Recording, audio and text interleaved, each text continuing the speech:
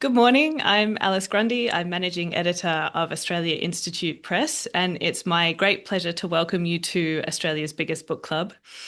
Uh, I'm coming to you from unceded Ngunnawal and Ngambri country today, and I would like to pay my respects to the people who've been looking after this country for many, many millennia and continue to do so.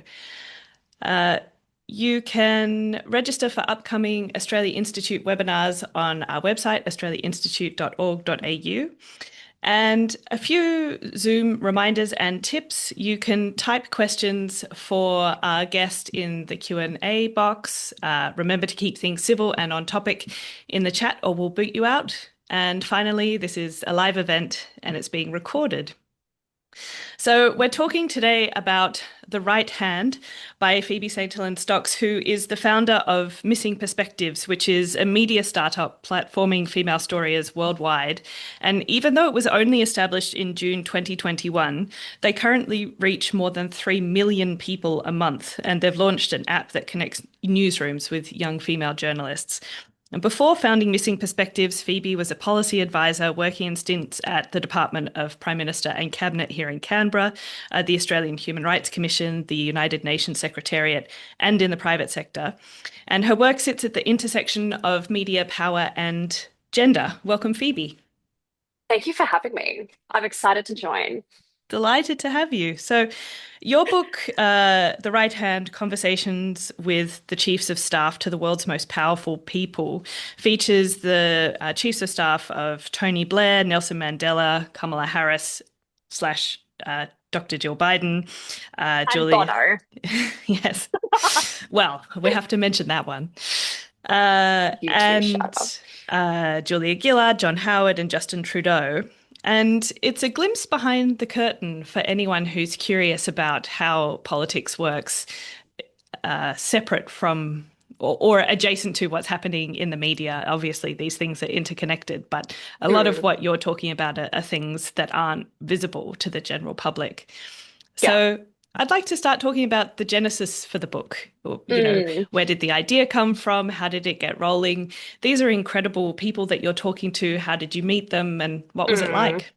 Yeah. So basically, I would say I was always drawn to the chief of staff role in pop culture. Like grew up watching The West Wing, Lovely and McGarry, and Veep and House of Cards. So I was always attracted to that role. And then I met my first chief of staff when I was working in Canberra at the Department of Prime Minister and Cabinet. And at the time I was working there, Scott Morrison was Prime Minister and his chief of staff, John Kunkel. Whenever he was involved in documents or meetings, we knew big things were happening. Yet we knew nothing about him, didn't know what he looked like. When you Googled him, not much was there. And that's when I kind of realized it's such an immensely powerful role. Like, in a way, he was acting as an extension of the prime minister, yet we really knew nothing about him. And the role was such an invisible one, and he really stayed out of the spotlight. So was fascinated by that. And then, as you said, I run Missing Perspectives, the media startup. And one day, 2 years ago, we got a new follower on Instagram, and it was Katie Telford, who's Trudeau's longtime chief of staff, and they're still working together to this day. And I got to know her. We jumped on a few calls, and honestly, it was the way that she would talk about Justin. It just made me appreciate how unique the role is and how, at the end of the day, they're best friends. And she knew him better than I would say anyone. And they've been working together at that point for around a decade. And so I just put the idea to her, would you do an interview about the chief of staff role in your relationship with Trudeau? And she got on board straight away. And from then, I just kind of reached out to around 10 chiefs. But I would say at the same time that I had that idea, there was a huge falling out happening in Australia, which I touch on in the book between the Independent MP Monique Ryan and her chief of staff, Sally Rugg. And so I think the high level, Sally Rugg was dismissed from her role as chief of staff and was taking action to be reinstated to that role. And it was a statement that Monique Ryan made during the proceedings, which I think ended up in the federal court, about how important trust and loyalty is in a role like the chief of staff, particularly to a political leader. And Monique Ryan kind of said that trust has been lost and therefore we can't continue working together. I thought it was interesting just having this, getting to know Katie Telford, who, she works so closely and for such a long time with Trudeau, but also seeing this very public falling out and kind of thinking about the different ways of working and what makes what kind of personality combination do you need to have to make it work, particularly for such a long period of time. So, long answer to your question, that's where the idea came from. And then I reached out to, yeah, around 10. And honestly, I was incredibly surprised by the hit rate. Like, pretty much all of them said yes, except Peter Credlin, who I do Okay. think would have been really interesting for various reasons. But it comes down to, I think, the fact that they just aren't asked to do interviews. And then Jacinda Ardern's chief of staff, the timing worked out well because he had recently stepped out of the role, so he could finally speak publicly. Um, so yeah, I think it was just lucky timing, and also having Trudeau's chief of staff say yes, because at that point in time she was a current, like, active chief of staff, kind of de-risked it for a lot of the others. Yeah. And Hmm. in the book, for each of the chapters, there's a kind of opening from you where you're talking about the person's background and maybe some references to the coffees that you've had together, the kinds of Hmm. conversations that you've had. And then the next half of the chapter is in first person from the chiefs of staff themselves. Hmm. How did you wrangle that, getting these incredibly busy people to commit to writing? So the funny thing is, like, it does read as if they wrote those chapters, but Hmm. basically the project started as a podcast. Hmm. So I did a lot of the interviews with the chiefs under the impression that it would be a podcast series. So they were very much recorded in studios with the view that it would become a series, which will be released, I think, in February. So that'll be fun because you'll be able to hear the chiefs kind of speaking and like sharing their story directly. But we recorded the podcast series, and then it wasn't until a friend in publishing, I kind of flicked her a deck with the concept for the podcast series, and she kind of said this would make a really good book. Like, have you considered it um, as a book? So then the book kind of went out. We signed with Penguin, and that's where we decided that each chapter would be an intro to the person and then an edited transcript of the podcast interview. But it's Mm. so funny because, like, as you just said, a lot of people wouldn't realize that it was recorded as a podcast, and yeah, they didn't actually write it. But like, obviously we were collaborative with the chiefs when we were editing their transcript, and we also made the call to take out my line of questioning and then kind of make it flow a little Mm. better. But yeah, and then originally it was just going to be the transcripts, but then after I did the interview with Mandela's chief of staff, her own story could have been half the book. Like, she was in New York, she was part of Martin Luther King's movement, she was in exile for 30 years herself. And that just really brought home for me. Each chief has their own incredible story, even like during their path to meeting the principal they worked for, and that should be included as well. Yeah, I think having that context is really useful. I mean, well, they're all fascinating. Mm. One I found especially fascinating was Blair's chief of staff, Powell. And so, can you tell us a little bit about his family background and how different he is Yeah. from his brother? So Jonathan Powell, was Blair's longtime chief of staff. And it's interesting because the two, Blair and Jonathan, came from very similar backgrounds, like extremely privileged. I think both went to Eton, and then went on to Oxford along those lines. But Jonathan Powell's family, I think it was his grandfather was Winston Churchill's private secretary. And then his brother was Margaret Thatcher's kind of chief of staff in a way before the role kind of came into being. So it's hilarious that his brother um, is, yeah, very to the right. I think Jonathan's kind of like this new Labour, but the two of them kind of had these very unique roles with two of, I would say, two of the most defining prime ministers the UK have had. So would love to know their relationship. what they talk about at the dinner table. But Jonathan, I think there's a reason why his chapter is probably the longest because the stories he shared, he's so desensitized to the experiences he had while in office, like from, 9/11 and the day Princess Diana died, like getting that call. And he shared the story of what happened on that day where Tony Blair was actually on holidays with his family in a rural town and they had to get a local policeman to break in and wake him up in the middle of the night so Jonathan and his team could tell Blair what happened.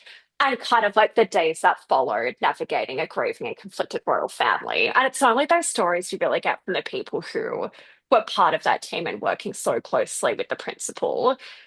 What was interesting about Jonathan, I would say, is that he very much insists that him and Blair were never friends. And like to this Mm. day, they're still not friends because he thinks that the chief of staff role, there should be those professional boundaries and that, yeah, the friendship wasn't there, which I also find hilarious because they would, have breakfast and dinner together and Blair would give Jonathan his hand-me-down clothes. So there's kind of like this professional intimacy with the two of them that I found very endearing. And I think it really came through in that chapter as well. Yeah, I mean, one Mm, of the questions that or threads that comes up throughout the book is this question of whether the chiefs of staff are friends mm, with their principal or how they would characterize the relationship. There's a lot of teasing that goes on. For example, Raj Nana, Jacinda Ardern's chief of staff, talks about the teasing that they had. Can you talk mm. about these kinds of personal aspects of the relationship that you Yeah. uncovered? And they're the stories that I loved because I think we obviously know a lot about the events that took place while a lot of them are in office. But for me, it was the stories about their bosses that kind of shed new light on these world leaders that we knew. Like even with Raj, with Jacinda, he spoke about how, she won every office debate, so they wouldn't even bother by the end, and how she loves criminal TV and like crime TV shows. But also, even with Gillard's chief of staff, Ben, talking about like how he also had to remind her to eat breakfast because she had passed out at an event a few months into the role and reminding her to like work out with the personal trainer for, making sure that she was getting, work-life balance and looking after herself. And that's, I guess, the part parent role of the chief of staff role that I loved.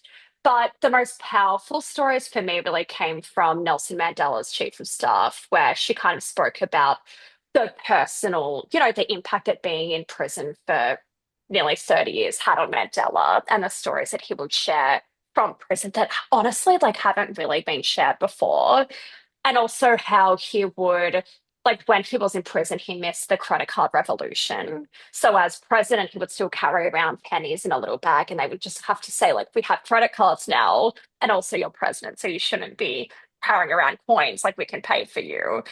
So yeah, just the human stories. And I think what I loved about the book is that, I mean, it sounds obvious, but what really comes through is leaders are just humans with their own weaknesses and vulnerabilities. And I think their chiefs and staff were really able to shed light on that in a way that was very unique as people who have worked with them basically 24/7 in such extraordinary circumstances. Yeah. I mean, Mm. another thing that's consistent between all of the chiefs of staff is a discussion of the hours. They're long, they're, I couldn't do relentless. it. So, what kinds of things did you uncover Mm. about the lifestyle? And did you notice Yeah. differences between them, or were they just overwhelmingly your job is your life? All of them overwhelmingly your job is your life. And all of them basically said you're sprinting a marathon. And what I find wild is that I think three of the chiefs in the book, Howard's, Blair's, and Trudeau's, had all been in the role for 10 years, which is crazy to think about given the demands and the pressures of the role. But Jacinda Ardern's chief of staff, Raj, shared a story which I think really brought home the toll of the job, where he had a rare Sunday morning off and he took his two young daughters to a pool party, or just like a birthday party, and his two daughters jumped in the pool and could swim, and he realized he'd totally missed that milestone of them learning how to swim. And I think for him, that really made him realize the weight of the role and the toll that it does have on your personal life. Even Gillard's chief of staff, Ben, he started the chief of staff role when he had a newborn baby. So they had to get a house right near Parliament where he could literally duck home at night and then come back into the office later that night. So, and I think linked to that, a theme that really came through to me was how isolating and lonely the chief of staff role is. And it's interesting to see, like, even a bunch of chiefs interviewed in the book, they're friends and they get dinner. And it's interesting, Trump's chief of staff, Susie Wiles, who would have been fascinating to interview because she's also the first female chief of staff in White House history. But she shared in an interview that all the former White House chiefs of staff have dinners regularly and they have like a little club. And they were all super helpful for her in terms of sharing institutional knowledge. And I also think because at the end of the day, it's such an isolating and lonely role, and only other chiefs to world leaders can really understand that. Mm. Long answer to your question. Yeah, no, I love a long answer. I mean, and I suppose it's interesting. In some of these cases, there are people who have been chiefs of staff themselves. So Julia Gillard is one example. Yeah. And so, how do you think that has an impact on your expectations of your staff to go from being in that role to then being the principal? Yeah, it's so interesting because I think Julia Gillard was chief of staff, maybe to Brumby, I think it was. And then Ben Hubbard, her later chief of staff, was working under her when she was chief of staff. So they're so interesting because then they kind of flipped when she became prime minister. But he definitely, I've asked Ben about this, and he kind of said like she was not a tough boss, but I think because she'd been a chief of staff, she kind of had her view of how things should be done, which was definitely an advantage. But also how she was like strict with organization, even grammar. Like everything had to be perfect. She was like, she'd go through and put the apostrophes in the right place.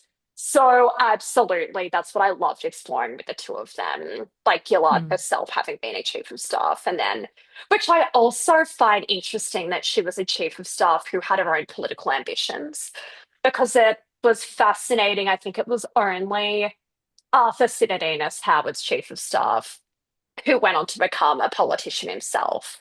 Because every other chief of staff I interviewed kind of said you can't have your own political ambitions because that can hinder your job and the outcomes for your boss and create potential issues with them.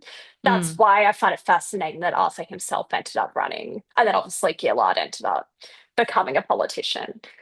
So, Yeah. yeah. Arthur Sinodinos is fascinating for lots of reasons, partly Mm, because Howard's legacy in so many policy areas is still with us today. But he's mm, also interesting in the context of the book because, in terms of the values alignment of a chief of staff with their principal, there's some daylight between him and Howard on migration, for example. mm. Can you talk a little bit about how Yeah. that plays out? And that's where Arthur was a lot more candid, honestly, than I thought he was going to be, especially on Iraq as well. But essentially, I mean, we were talking about his upbringing, and I guess like a lot of people don't know that he's the son of migrants. He grew up in Newcastle. And he spoke about, because like a key thing that I loved exploring with each chief in the book is what happens when you disagree with your boss. Like, what did that process look like? How does it feel as a chief of staff? Because at the end of the day, you have to remember that your boss is the elected official, which I also find it so interesting. But Arthur spoke about how he, as a son of migrants, really did clash with Howard on issues relating, social issues and multiculturalism, because obviously Howard has said a bunch of things and implemented a range of policies that are extremely controversial to this day. But Arthur kind of spoke about how he really, I can't remember his exact words, he had a great analogy, but really did try to bring Howard to the left a little on social issues. And how at the end of the day, he just had to accept that Howard is prime minister. So yeah, I really liked exploring that tension with each of them. Moments when you have to disagree with your boss. And at the end of the day, remember that they're the elected official. But yeah, I found I didn't know that about Arthur really going into the interview. So it was Mm. great exploring that with him.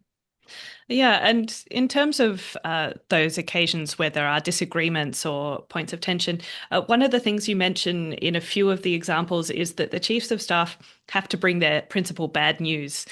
You tell the story from the White House where, it's X number of feet to get into the Oval Office, and if there's good news, it gets there before the chief of staff, and if it's bad news, she's the first person to take it. Yeah. I think it was Obama's chief of staff who said that whenever there's good news, yeah, as you just said, someone's already told your boss. So, and I think that's why trust and loyalty is so important in a role like the chief of staff and world principal, because world leader, because you really have to be able to have the difficult conversations with them and share the bad news. And that's why I did an event last week with Gillard's chief of staff, and he spoke about how it was his job to tell Gillard what was being written about her in the news with in terms of like misogyny and everything that was happening. He was the one who had to tell her that, and how heartbreaking it can be, particularly when they're your friend as well, and also Mm. having to kind of pick them back up again and keep them focused and going.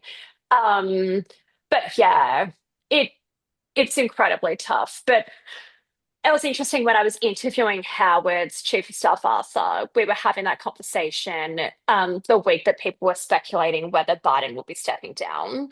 And Arthur was kind of saying, you know, is Biden's inner circle, are they just so blinded by the trust and immense loyalty to that person that they're not willing to have the difficult conversations with Biden? Which obviously a lot has been written about that now. Mm. But he was just kind of saying, what has Biden's chief of staff said? And are they just not willing to have that conversation? Yeah. But yeah, never the good news. Well, and I think this is one of the interesting opportunities for this book where it's so international, Anglosphere. So Mm, you're able to look at the differences and similarities between, say, the States and Canada and Australia. And one of mm, the interesting things Katie Telford, Justin Trudeau's chief of staff, says is that she wants for people to have faith in the Canadian democratic system. Uh, mm. did the course of researching and writing this book make you appreciate some of Australia's systems? Oh, absolutely. And that was interesting because over the course of working on the whole project. We saw the re-election of Trump, and obviously events that played out since then increased, polarization and division. And the last interview I did was with Mandela's chief of staff. And I kind of said to her, as someone who, has seen how the sausage is made, what keeps you optimistic? And she kind of said, throughout history and even through our time in office, there have been forces. Um, and we've seen so many challenges worldwide. But she said at the end of the day, we need to remember that democratic institutions are resilient. And at the heart of those institutions are people. So as long as we keep the next generation civically engaged and get more new voices and perspectives into government, then we'll be able to withstand those forces. Obviously, can see the other side of that. So I hope you could be criticized, but that's what I loved, and that's why I loved ending. Try to end the book with like a call to action in a way, because at the end of the day, these institutions are made up of people. And I think for me, it really brought home what I love about the chief of staff role is that politics aside, I really believe that every person I interviewed, their North Star was serving the public and civic duty. And yet they're people who didn't want any recognition and have a totally invisible role. So Mm. yeah, I wanted to end the book on a positive note, but it really did restore my faith in democracy and institutions by speaking to all these people who have been in the corridors of power and where huge decisions were made, whether it be Ukraine, COVID. Yeah. Yeah, well, and speaking of COVID, that was obviously a huge component of several of these Mm, chiefs of staff experiences. And one of them, whose name I've just managed to lose, Tuula Pitkänen, who was mm, chief of staff to Sanna Marin in Finland. mm. And she was talking about riding those waves. And it's a little bit of it's sort of adjacent to what you were saying about Ben Hubbard and Julia Gillard, navigating the media side of things while also trying to deal with legislation and Oh, national crises. mm. And I think during COVID, I can't remember what it was, but Tulia kind of said they were negotiating in the same room for 72 hours. And also, she talked about how what I loved about interviewing the chiefs who were in office during COVID is also hearing what it was like for them. Like, we all saw, the 11 a.m. press conferences, but what was it like being the people actually in the room getting the projected death tolls and having to make those decisions? And that's why a lot of the chiefs, particularly Tulia, Trudeau's chief of staff, Jacinda Ardern, they're all good friends because of how they all had to coordinate and hear what was working in each country, what to avoid. So I don't know what I just totally went off topic.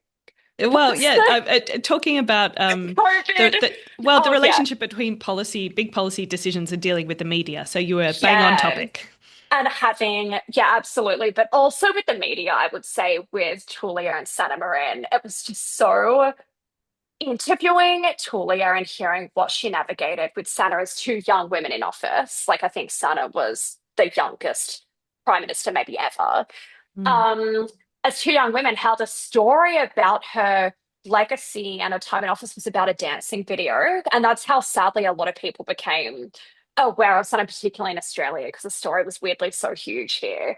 But what few people, and what I loved highlighting in the book, is that they really successfully navigated the COVID pandemic in their country, but also made the decision to join NATO when obviously the full scale invasion happened with Ukraine, which um, kind of went against the long-standing neutrality of Finland, which is such a huge decision. And hearing her talk about that day and the weeks leading up to it, and how they really did go back and forth, and then ultimately made that decision. And then Mm. even boarding a blacked out train into Kiev, like under the cover of night, just her stories were wild. And I just think the headline from Marin's time in office is just the dancing bit. Like, I even saw the New York Times led with that because her book's recently come out. And I just think what I loved highlighting in the chapter again, like kind of as you said, how they really did successfully navigate two of the biggest moments in their country's history together. And the two women, they're still working together, doing a lot of work in Ukraine at the moment, because I think they're very aligned with Zelensky and the Ukrainian people. Mm. Yeah. And this is the power of something like a book or the kind of reporting that you're doing on missing perspectives. I Mm. mean, it's one thing to talk about. So what's been flooding Australian media this past week is ministers and parliamentarians' use of travel funds. Well, okay, there are questions about we can change that, we can limit Mm. it, we can make the regulations different. But Mm. there are all sorts of much bigger questions that really both we as a country and our politicians as individuals and members of parties should be addressing. And Yeah. so a book like this is an opportunity to talk about some of those really serious and impactful policy questions rather than just, as you're saying, you know, the dancing question. Yeah, absolutely. We'll switch to questions from the audience in just a moment. You've mentioned Barbara Masekela a few times, who was Mm. Nelson Mandela's chief of staff. I mean, first of all, and I think maybe this is one of the benefits of having a podcast to book flow. Her voice Mm. is wonderful. It Mm. feels as though you can really hear her. Were you surprised in that chapter? I mean, someone like Nelson Mandela is obviously such a huge figure in world history, Mm. and living at a time and in a place where you might not assume someone would have the attitude to women that he had, for example. Totally. Yeah. And that's why when I found out he had a female chief of staff, I was so surprised. And obviously, I think Barbara is 85 now. And in our interview, she told me that not only did he have a female chief of staff, but his entire exec team were women. So she really spoke about how he was, I mean, I wouldn't like he was very ahead of his time. And yeah, and what I would say is with Barbara and Julia, like a lot of the women I interviewed, and just in Trudeau's chief of staff, Katie, they're deliberately bucking the trend with the chief of staff being invisible. Because Trudeau's chief of staff, Katie, she's extremely public with her role, and even when she was his active chief of staff in office, lots of behind the scenes on Instagram, very public, doing a lot of events and speaking about her role. And that's because she wants to drive gender equality and, the representation of women in the chief of staff role to a world leader because she kind of says it's still incredibly male dominated. And that's something she's really passionate about, which, yeah, is interesting that they're just trying to be more deliberately visible in public to get more women interested in the role, which I loved and I think also probably played a role in her wanting to do the interview in the first place.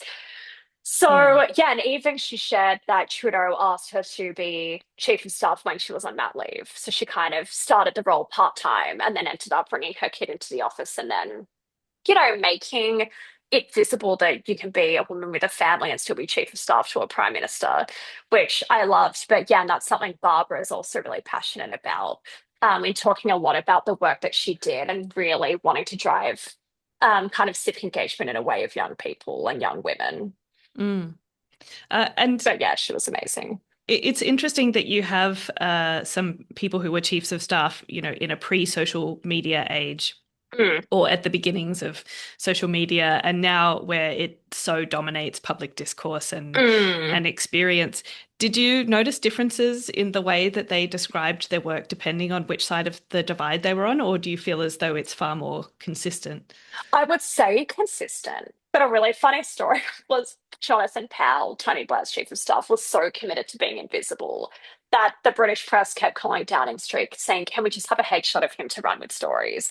And he just refused to get any photo taken. So the British press would just kind of run this mysterious shadow with a man in a hat because he just flat out refused to give them photos. But yeah, I would say like very consistent. But it's interesting that you touch on even with social media because it's been fascinating watching even Mandani as chief of staff, how public she is doing interviews on his behalf and even down to her personal branding on Instagram. Like I do wonder if the next generation of chiefs will be a lot more public Mm, across the political spectrum.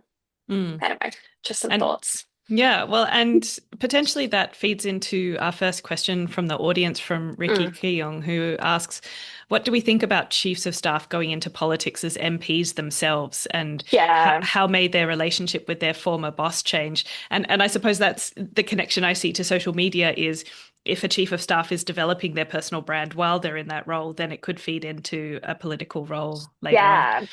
And again, like as I said before, that's why it was so interesting chatting to Arthur Citadinus, because I do wonder if he had political ambitions all along, or whether it was because he kind of spoke to me about how he was in the role for like 10 years with Howard, and then he left politics, kind of had like withdrawal symptoms in a way, and went into the private sector. And I think he just said from memory, like he was very bored in the private sector, and that might have led for him, wanting to run again and run as a politician. But yeah, I would love to learn more about other chiefs who have gone on to become politicians because, in a way, it's a really good training ground and you're exposed to so much from behind the scenes. But yeah, all of them kind of said, like, you can't be in the chief of staff role with an ego.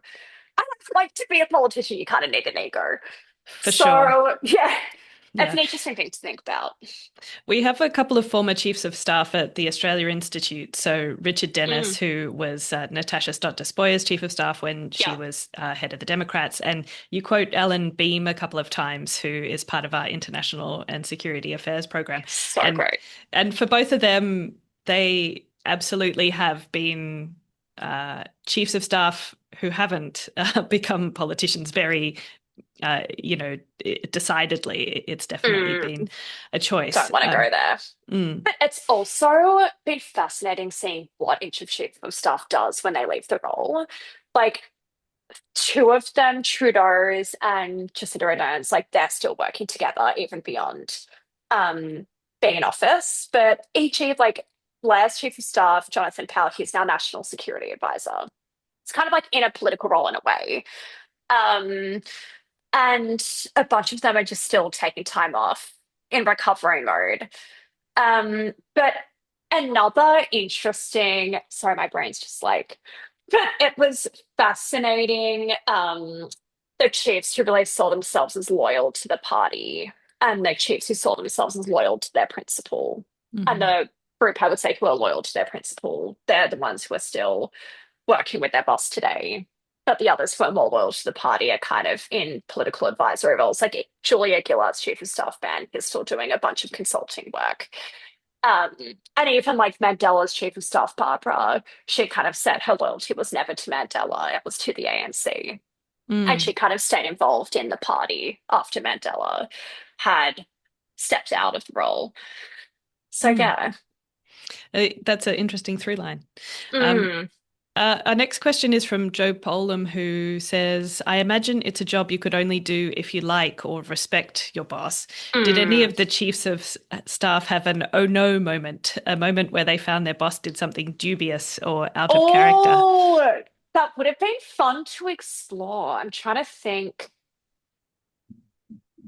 I don't think, I can't think off the top of my head, but I think that's why I really wanted to interview two chiefs in the book who I wasn't able to get. Trump's chief of staff, Susie Wiles, and then Abbott's chief of staff, Peter Crudlin. So I feel like the two of them would absolutely have had stories like that.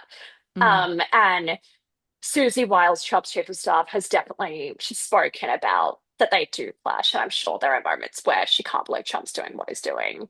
And then Peter Crudlin, why I really wanted to interview her was because their dynamic to me is completely different to every other chief of staff I interviewed. Like I would say in a way she was more powerful than Abbott and was running the government. Um, sure, she probably watched Abbott do some things where, I mean, as you said, an oh no moment. So yeah, mm. maybe for book two, that's something I would love to explore. Excellent. Well, and when all these people see how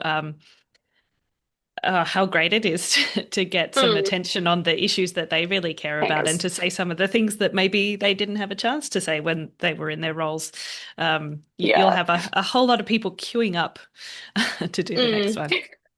Our next question is from Zach Tempany, who asks, was there a trend of personality types from all of the chiefs of staff you mm. interviewed, or was it a full range of personalities who were in the role? Definitely a full range of personalities. And it's interesting. I spoke about this with Jacinda Ardern's chief of staff, Raj, because he would say like he's incredibly introverted. And Jacinda's obviously Jacinda Ardern. And he kind of felt like they were yin and yang in a way. And that's the dynamic they needed. But a lot of them, yeah, like Raj is someone who going into the interview, I thought he would be very much like Jacinda Ardern and very extroverted, but he was, I would say, the complete opposite. But still, like that probably makes him incredibly effective in a role like he was in. So I would say the full range, obviously, like huge personalities. Tony Blair's chief of staff, Jonathan, extremely extroverted and alpha in a way. So yeah, the full range. And a lot of them yeah, had different views on whether you need a similar personality to your boss. Like I would say Justin Trudeau and his chief of staff, Katie, were very much similar. But yeah, Mm, Jacinta and Raj, very different. And mm. that's something I would love to explore, like looking at even with Monique Ryan and Sally Rugg, their personalities. Um, like when and what led to that breakdown. Mm. Mm. Well, feeding into that, we have a question from Kelly Fagan. Hello, Kelly, Oh, who Kelly. said, I read it was one of the reasons you started doing these interviews was in response to the Sally Rugg Monique Ryan dispute. Mm. I'm wondering if you have thoughts on that dispute and how they've changed now that you've finished the book. Um, I guess like I would love to, yeah, explore their personality clash a little more and whether like Sally had her own political ambitions or it's interesting looking at the case because I think Monique Ryan has kind of said they weren't values aligned in a way. Like I think what led to Rugg's dismissal was a range of factors, including, I think she flew without a mask during the pandemic. And then obviously Monique Ryan was a doctor. So things like that, like a values breakdown. And I would say that after interviewing all the chiefs, it's very clear like you need to have, yeah, the trust and loyalty needs to be there. And I do wonder, like, again, like I didn't study the case that closely, but I do wonder if that was just lost. And then, yeah, once the trust had been lost, then she couldn't be restored to the role. But it was Mm. interesting that she did take legal action to be restored to the chief of staff position after everything that had happened. Yeah, But and yeah, that meant that there were interesting. documents that you could read. So, for example, you quote Sally's cover letter That for for the position. yeah. uh, Yeah. which, I mean, And I think incidentally, I think is a beautifully written cover letter. oh, I'm like, I need to, it's a great tip. Yeah. I think she had a line where she was like, I will be your ultimate hype woman or something to that effect, Yeah. which, Cheerleader, I think it was the your word. ultimate cheerleader. Yeah. Um, but yeah, very public breakdown. Mm. Mm. The next question comes from Sue Eaton, who asks, what kind of qualifications do chiefs of staff generally hold? Mm. It's a lot of them were friends with their bosses before they went into office. So had just kind of like been in the party together. For instance, like Gillard and Ben, they had been in a bunch of roles together before going into office, but all so different. And one chief of staff that I found really interesting in that with that lens was Sheila Nix, who was chief of staff to um, Dr. Jill Biden and then Kamala Harris. And then before that, I think did a bunch of advisory work, including with Bono from U2, as you do. And she, I would say, is very much a career chief of staff, where her loyalty, like I think she's just drawn to the chief of staff role, but obviously also the person she's working for. But I think even, if Kamala stepped down, she would probably go. Um, I just saw that comment. Sally Rugg apparently blotted a flight, knowing, yeah, that's where I need to read up on it again. But yeah, interesting case. Um, but yeah, Sally Rugg, what am I saying? Sheila Nix, I think would then go on to work for another person, even after Kamala. So she's a really interesting example of a career chief of staff, which I do think is rare, particularly at that level. Mm. But I, yeah, I guess like a combination of pathways. But in terms of qualification, also kind of said there's no degree you need to study. It's more just like building your network. And even just Jacinda Ardern's chief of staff, Raj, he was working, I think, in corporate law in New Zealand when the first Obama campaign was kicking off. And he sent a bunch of cold emails and got a job in the field for the Obama campaign. And that's kind of was his entry into politics and then kind of came back to New Zealand. So yeah, various paths to becoming a chief of staff. yeah, one that I can think of that is a commonality across some people is an economics degree. So Richard Dennis had Mm, one, Arthur Sinodinos, Jim Chalmers went, economist. economist as well. So sometimes it's the economist pathway, but as you say, I'm not an always. economist. But Well, even like a and dynamic. there's still time for you to become a chief of staff. You never know. Yeah, I couldn't do the hours. Um, Yes. but a relationship that I loved was they weren't included in the book, but they'll be in the podcast. It was Michelle Obama's long-time chief of staff. Like I think they've now been working together for over 20 years. Mm, And they were just best friends and still are to this day. And but that's why it would have been interesting to have explored the chief of staff role to a first lady and how that's different to maybe the pathway to one of the principals in the White House and mm. Parliament. Well, Anyway, and you do open with that bit of dialogue from The West Wing where Jed Bartlett says, got it. do you have a best friend? Is he smarter than you? Well, he should be your chief of staff. So, The minute I saw that, because I was rewatching it when I was writing the book, I'm like, that's how the book is opening. yes. So good. But Uh, yeah. uh, our next question is from Bronwyn Birkenstein, who asks, do you think gender is an issue in the chemistry between chiefs and their principals? And did you notice any difference Mm. between female chiefs and their bosses and male? It's so funny because it wasn't until the book came out and I started doing some interviews that someone pointed out that the dynamics are either a male chief of staff working for a female leader or a female leader working for a male chief of staff. And the only female pairings were Kamala's and Sanna Marin's, which I honestly hadn't thought about writing the book, but I think each dynamic kind of provided interesting points to think about and reflect on. Like I would say the female chiefs working for male leaders, like they're trying to be deliberately public chiefs of staff. And also like Katie Telford really spoke about the influence she's really tried to have on policy through Trudeau, like really encouraging him to consider new mat leave policies. Like I think they did a bunch of funding around childcare an early education in Canada. And that really came from her. And even down to she shared a story where their first meeting with Trump, it was Katie's idea to really the entry point be through Ivanka and create some kind of like women's leadership council, which was hugely successful. And that was Katie who encouraged Trudeau to really like build that out as an entry point with the Trump administration, which paid off until everything happened between the two countries this year.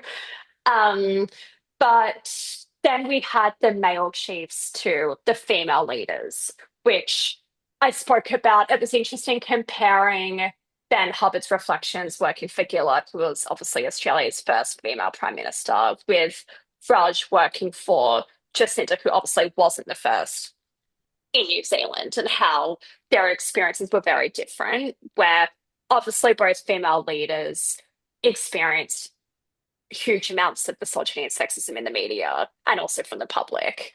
But Jacinda Ardern's team, like Raj was kind of saying, and Jacinda has shared herself, that they were very much more willing to call it out straight away. Whereas Gillard, like Ben kind of said, I mean, he regrets it now. He's like, we should have done a lot more, but they were really trying to figure out when to comment, when not to. Um, and he also kind of said like they should have done a better job at encouraging stakeholders to also call out the behavior. Like I think he's reflected a lot on the business community at that time and how no Mm. one called out what was happening. So Yeah. interesting hearing from the two male chiefs their experiences as male chiefs of staff working for female leaders and reflecting on what their leaders went through and how each of them dealt with that as the chief of staff. But obviously, like they were in the office in very different times. Like Ben's kind of said, his was before Me Too and that kind of big movement. Whereas Jacinda was a lot later. But yeah, interesting Mm. to explore. Yeah. And talking about calling out bad behavior and asking for more, I hope you'll forgive me spruiking Australia Institute Press's latest book, Oh, A Time for Bravery. It's just come out and it's a great collection of essays about what happens when Australia chooses courage. We'll head back oh, to the questions now. There's a I question need to from read that. Peter. Yes, I'll send you a copy. Um, Peter Johnston asks, what are your thoughts on Scott Morrison as PM appointing his former Chief of Staff, Phil Gaetjens, to become the head of the Department of Prime Minister and Cabinet, i.e., the head So of the public interesting. service? Yeah, because Phil, he was secretary when I was working there. Hmm. And I mean, I personally wouldn't, and I can definitely see the issues there, particularly like obviously I was working there when the investigation was happening by the department into what Britt Higgins had come forward about, which I mean you could query whether there was a conflict with that, having as chief of staff as the head of that department. Like Mm. a lot of people can put two and two together. So I think absolutely a conflict, but of course, yeah, that's my opinion. But a lot of people didn't know that. Like, I don't think that got the scrutiny it deserved. But then a lot of people would say Phil was very widely regarded. So, yeah, definitely interesting to think about and whether it should happen again. Well, and this is, I mean, you used to work there. I'm not asking you to comment on your time in particular, but something like Prime Minister and Cabinet, the Prime Minister's office, these parts of the public service would have a lot of contact with the Chief of Staff to the Prime Minister. But Mm, at the same time, they're different because they're public service as opposed to political roles. mm. Would you like to reflect kind of in the abstract about that dynamic a little bit? What surprised me going into the Department of Prime Minister and Cabinet, but I guess like my previous experience in government had been with the Australian Human Rights Commission, which was obviously like a very independent, separate body. What surprised me going to the Department of Prime Minister and Cabinet is not how politicized it was at the time, but more how closely the department was working with the PMO.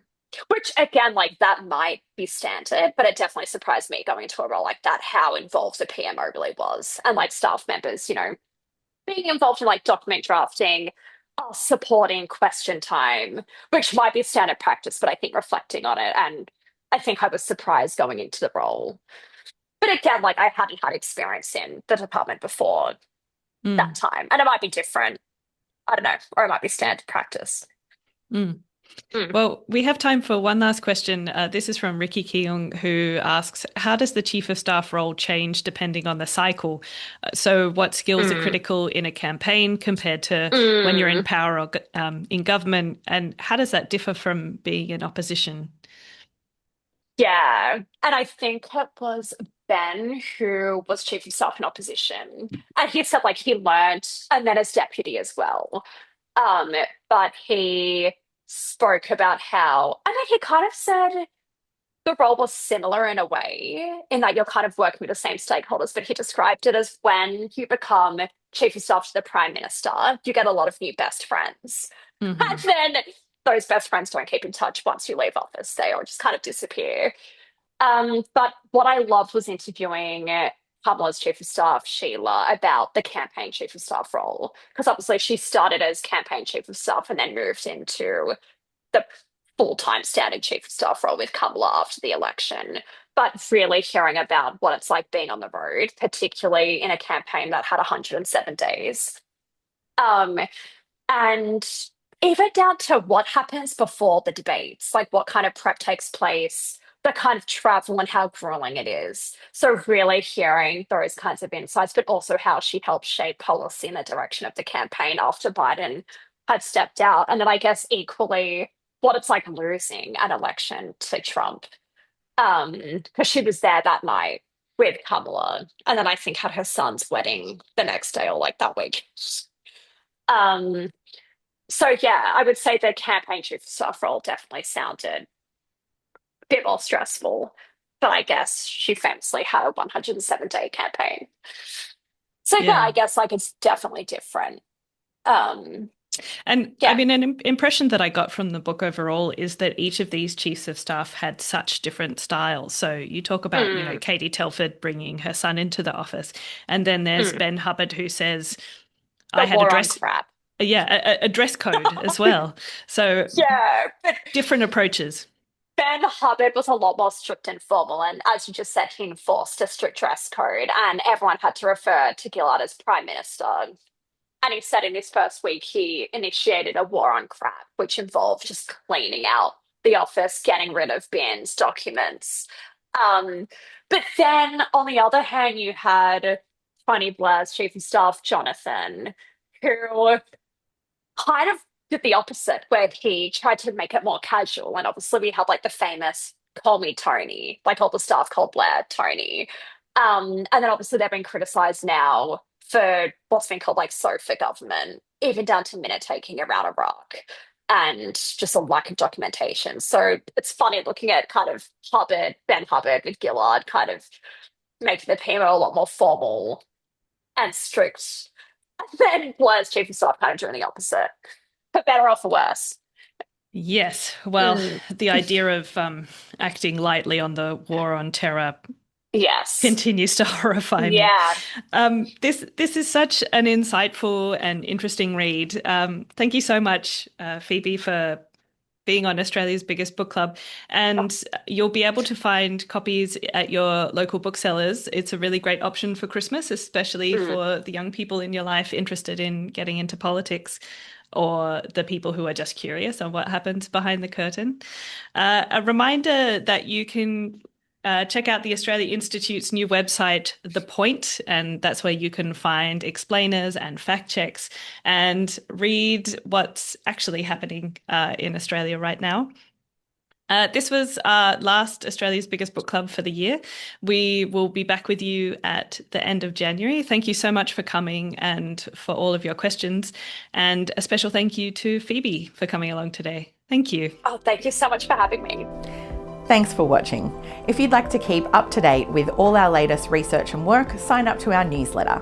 Delivered every fortnight, it includes behind-the-scenes updates from Richard Dennis, an exclusive cartoon from Judy Horacek, details for our upcoming events and webinars, as well as explainers, graphs, and not to mention the latest cutting-edge research and analysis from the team here on the key issues that are facing Australia. Click the button on your screen to check it out.